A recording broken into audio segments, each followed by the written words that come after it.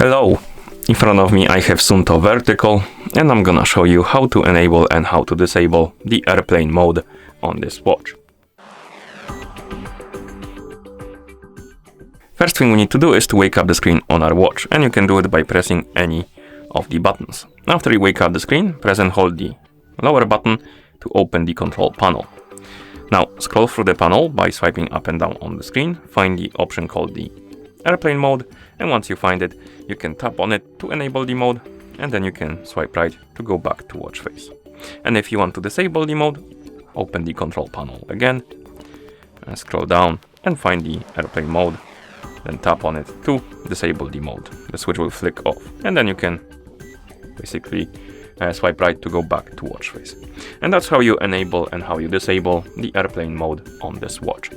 Thank you for watching. If you found this video helpful, please consider subscribing to our channel and leaving the like on the video.